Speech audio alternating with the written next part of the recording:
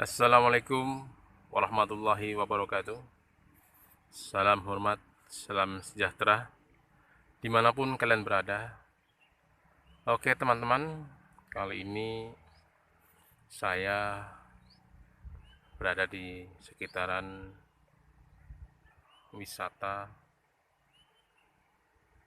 Lolong ya, Desa Lolong, Kecamatan Karanganyar, Kabupaten Pekalongan. Oke teman-teman, di sekitaran saya ini adalah sebuah hutan yang sudah mulai dibangun, sudah mulai diperlakukan ya, digali potensinya, dan akhirnya ini seperti ini digali, diratakan tanahnya. Padahal kerekatan tanah ketika sudah seperti ini, sudah digali, agak ngeri juga teman-teman. Oke teman-teman, kali ini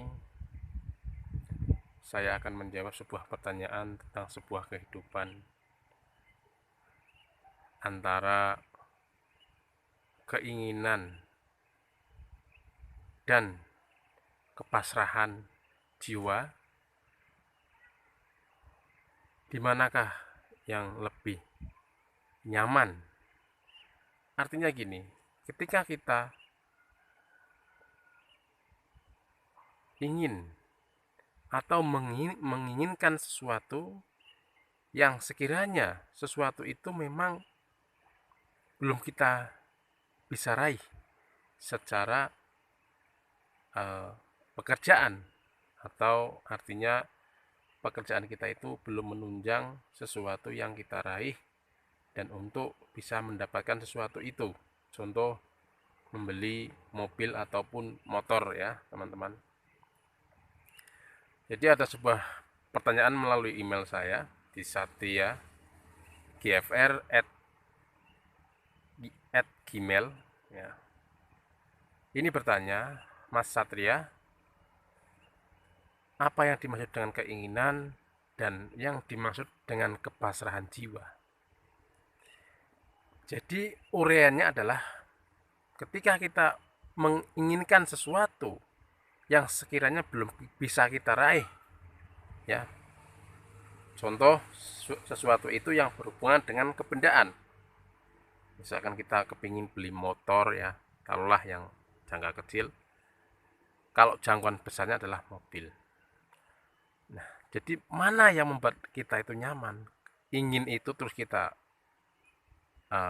melakukan sesuatu dengan kredit ataupun apa, atau kita pasrah saja, atau kepasrahan jiwa. Oke, saya jawab teman-teman ya. Jadi saya uraikan. Keinginan adalah sesuatu yang muncul atau yang timbul dalam benak kita, dalam diri kita, dalam hati sanubari kita ya, yang terpikirkan oleh saraf otak kita. Artinya otak berpikir, setelah itu masuk ke batin. Lah, batinnya itu sesuatu keyakinan, apakah saya mampu ketika saya memiliki pekerjaan yang katakan hasilnya sebulan 4 juta misalkan gajinya, dan dia mau mengambil motor yang harganya per bulan cicilannya adalah 2 juta. Nah, jadi kan masih sisa 2 juta, sedang kebutuhan untuk hidup sehari 100.000 ya. Keperluan hidup sehari 100.000, jadi kan masih kurang. Kalau itu uang 4 juta dibuat nyicil motor itu 2 juta, berarti masih ada sisa 2 juta. Nah, 2 juta kalau untuk keperluan hidup sehari 100.000 itu kan 3 juta, berarti kan masih kurang 1 juta. Lah, ini yang dimaksud menurut pandangan dari karakteris kehidupan atau biologis kita masing-masing, kan tidak akan bisa ya kan, atau kita harus hutang 1 juta per bulannya. Namun kalau dari sudut kekuasaan Allah, ya kita nggak tahu, tiba-tiba Allah bantu dengan jalan apapun, dilalahnya ya kebutuhan hidup tercukupi ya kan, setoran juga bisa sampai selesai. Itu cuman gini teman-teman, jadi kita harus melihat sisi itu kan keinginan ya, keinginan yang terobsesi dari sebuah kehidupan yang kita lihat di jalanan banyak orang memiliki motor atau di supermarket dan kita akhirnya terobsesi dan pingin punya. Jadi gini teman-teman, menurut saya kalau gaji kita 4 juta, kita punya cicilan motor 2 juta, kebutuhan sehari 100.000 berarti kan 3 juta. Nah, harusnya kan berarti kita hutang 1 juta. Karena uang yang sisa 2 juta setelah diambil setoran motor, itu berarti kan belum bisa mencukupi untuk kehidupan sehari-hari. Namun tak kalah kita yakin, ya, kita yakin dengan sesuatu yang kita inginkan, itu kan menuruti keinginan, ya lakukan. Tapi juga jangan lupa terus berdoa pada Allah agar dikasih ajar rezeki-rezeki yang kita tidak tahu sebelumnya. Entah itu nanti tiap bulan dikasih bonus ataupun dilalah kalau kita itu kan sebagai pekerja ya, dilalah sering dapat bonus karena kita sering memohon dan berdoa kepada Allah, ya kan? Kalau kita seorang pedagang yang dilalahnya pesanannya makin banyak ya, jadi kita bisa mencukupi kebutuhan untuk setor sesuatu dan bisa mencukupi kebutuhan untuk kebutuhan sehari-hari untuk kehidupan, biaya hidup. Nah, kalau kepasrahan, nah ini tentu bertentangan dengan keinginan.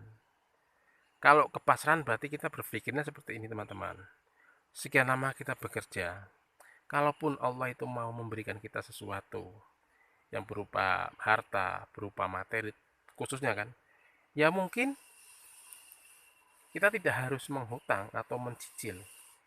Sekian lama kita bekerja, pasti kita punya tabungan. Dilalahnya ada sisa tabungan yang bisa kita gunakan untuk membeli sesuatu itu yang kita inginkan. Lah dalam kepasrahan ini lebih nyaman. Jadi seperti ini. Kalau dalam kepasrahan berarti kita bekerja sekian tahun, taruhlah 2 tahun, kita punya uang sekian, ya sudah kita belikan yang harganya sekian, nggak usah harus yang baru, harus yang bagus, yang penting sesuai dengan kemampuan yang kita miliki. Itu akan lebih membuat diri kita lebih tenang, lebih nyaman, kan seperti itu. Karena potensinya adalah rasa syukur itu akan lebih tenang ketika kita tidak terbebani dengan sesuatu yang besar nilainya dan di bawah kemampuan. Itu loh teman-teman, akhirnya menimbulkan kepanikan, dan dalam kepanikan itu orang niscaya sulit untuk pasrah, kecuali memang orang-orang tertentu yang sudah memahami sesuatu itu akan dikembalikan kepada Allah. Oh saya tidak mampu, ya kita kembalikan lagi pada Allah. Kalau kita sudah mulai mencicil kendaraan ataupun apapun itu, kok kita tidak mampu, terus diambil lagi oleh yang punya, ya sudah kita kasihkan. Tapi kalau kita menahan, nah ini kan timbulkan ya kan emosi, mudah marah karena kita merasa ingin sekali kita miliki dengan mencicil, tapi terjadi sulit, akhirnya ya, yang timbul adalah kemarahan jiwa, dan itu yang tidak baik ketika kita menuruti keinginan secara rasional atau secara otak.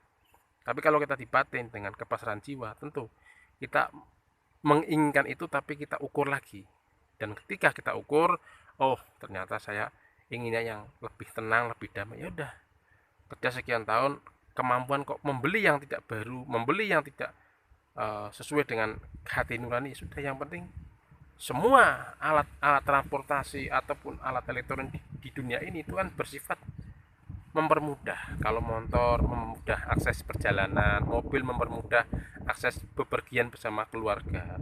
Nah kalau elektronik mungkin lebih akses mempermudah kita mendapat informasi, mendapat hiburan dan lain-lain sebagainya. Gitu kan teman-teman?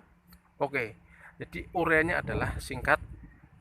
Ketika kita menginginkan sesuatu dan kita sudah meyakini benar-benar dengan keadaan yang seperti tadi saya uraikan di depan, maka kita perbanyak lebih doa dan doa kepada Allah agar dipermudah jalan usaha kita mendapatkan hal-hal yang bisa memenuhi kebutuhan hidup dan bisa untuk memenuhi tanggungan-tanggungan apa yang kita kredit di dunia ini teman-teman. Nah, dan kepasrahan adalah nilai sesuatu yang kita inginkan, dan kita melihat sisi ketenangan, dan kita mendapatkan sesuatu itu dari hasil apa yang kita punya dengan kemampuan yang kita miliki, dan tidak muluk-muluk, tidak harus sesuai dengan keinginan hati. Yang penting sesuatu itu bisa bermanfaat untuk, kalau motor bekerja, kalau HP untuk bermanfaat untuk berkomunikasi. Oke teman-teman, itu yang bisa saya sampaikan, antara keinginan dan kepasrahan jiwa secara diukur dari segi realitas kehidupan. Salam hormat, salam sejahtera dari Satria GFR. Selamat sore.